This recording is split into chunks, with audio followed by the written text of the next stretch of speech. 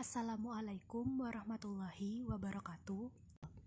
Pada video kali ini, aku akan membahas topik kedua, yaitu sejarah dan teori manajemen.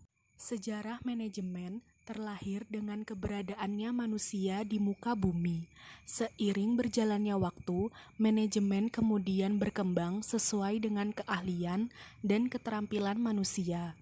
Jadi, untuk sejarah manajemen sendiri tidak jauh berbeda dengan perkembangan manusia dari zaman ke zaman. Perkembangan ini juga didasari oleh ilmu pengetahuan dan teknologi atau IPTEK yang terus berkembang menjadikan manajemen lebih terperinci sejarah atau seluk-beluknya.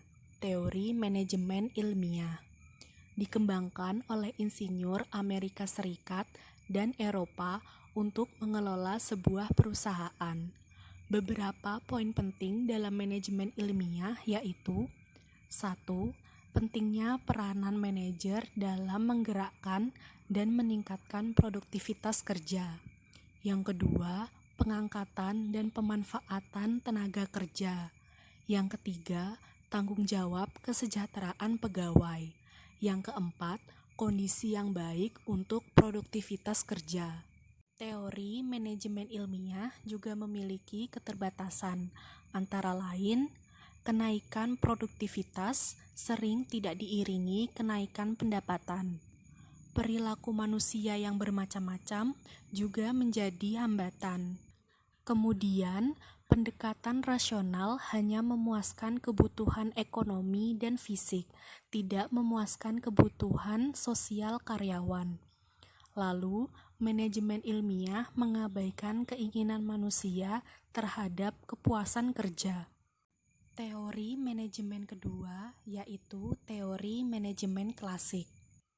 Munculnya manajemen klasik berawal dari revolusi industri Inggris abad ke-18, berawal dari masalah-masalah manajemen yang timbul dari kalangan usahawan, industri, dan masyarakat. Kegiatan dalam setiap industri dapat dibagi atas 6 bidang, yaitu 1. Manajerial, 2. Pembukuan, 3. Teknis, 4. Komersial, 5. Finansial, 6. Kepastian. Sebelum lanjut ke teori manajemen ketiga, ada 2 tokoh besar manajemen. Yang pertama, Frederick Winslow Taylor adalah seorang manajemen dan penasehat perusahaan serta tokoh terbesar manajemen. Disebutkan bahwa Taylor sebagai one of the world's discoveries and creative leaders dan sebagai creator of a new science. Ia juga dianggap sebagai pencipta scientific management. Taylor mengemukakan 4 prinsip, yaitu 1. Melenyapkan sistem coba-coba dan untuk tiap unsur-unsur pekerjaan harus ditetapkan kemajuan ilmu pengetahuan. 2. Memilih pekerja yang terbaik untuk setiap tugas tertentu, untuk melatih dan mendidiknya. 3. Setiap petugas itu menerapkan hasil-hasil ilmu pengetahuan. 4.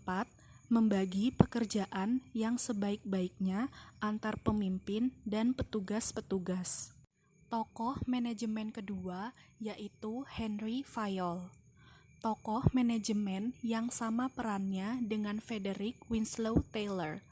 Kedua tokoh ini sama-sama berpendapat bahwa ada prinsip-prinsip manajemen tertentu, dan itu dapat diajarkan dan dipelajari. Dua tokoh ini memiliki perbedaan. Henry Fayol menjuruskan perhatiannya pada pimpinan tingkat atas, sedangkan Frederick Winslow Taylor menitikberatkan perhatiannya pada pimpinan menengah dan pertama. Dalam bukunya, Henry Fayol mengemukakan prinsip-prinsip manajemen, yaitu 1.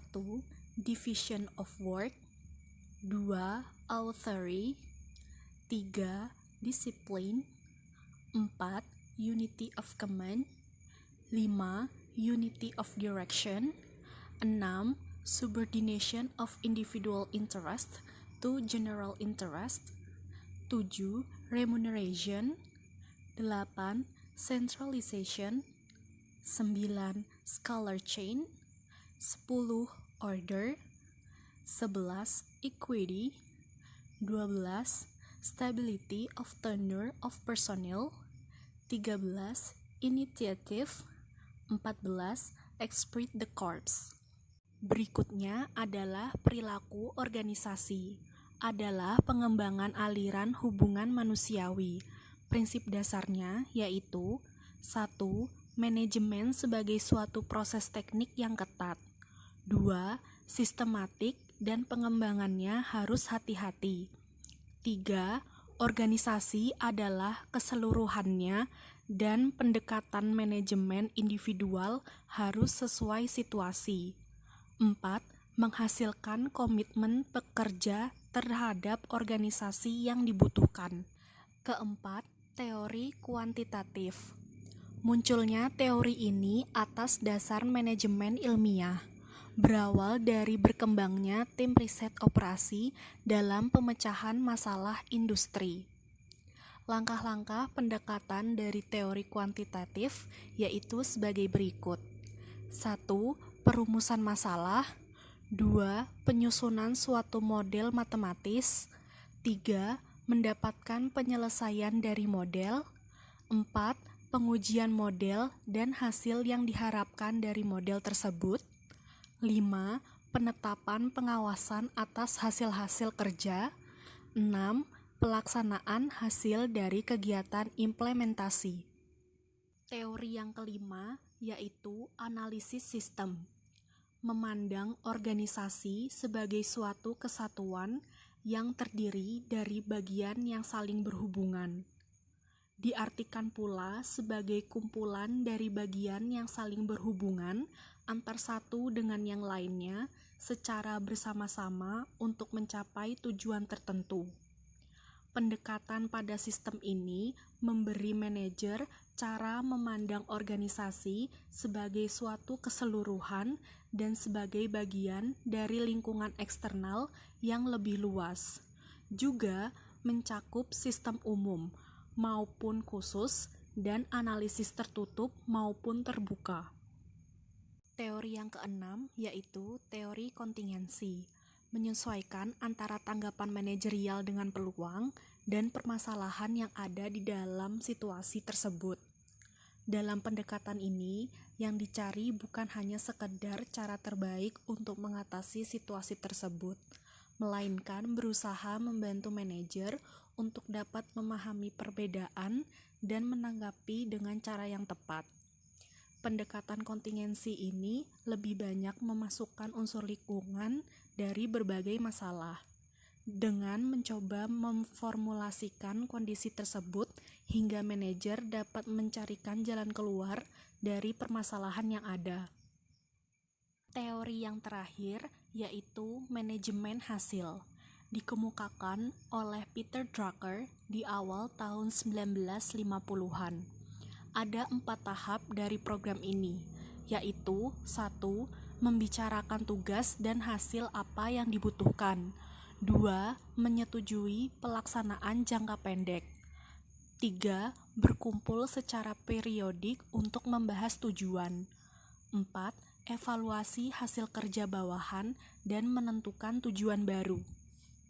Di dalam teori manajemen hasil ini, terdapat suatu topik bernama Management by Objective atau yang biasa disebut dengan MBO, adalah memusatkan perhatian pada hasil, bukan perilaku yang diperlihatkan oleh karyawan. Tetapi dalam MBO ini ada beberapa keburukan, yaitu untuk beberapa tugas, MBO sulit menentukan tujuan yang tepat. Ia hanya akan sukses jika semua pihak mau berpartisipasi. MBO juga seharusnya tidak dipandang sebagai penyelesaian untuk semua masalah manajemen, dan tujuan-tujuan itu seharusnya logis dan mudah diukur. Terima kasih sudah menonton video ini. Sampai bertemu di video topik berikutnya. Wassalamualaikum warahmatullahi wabarakatuh.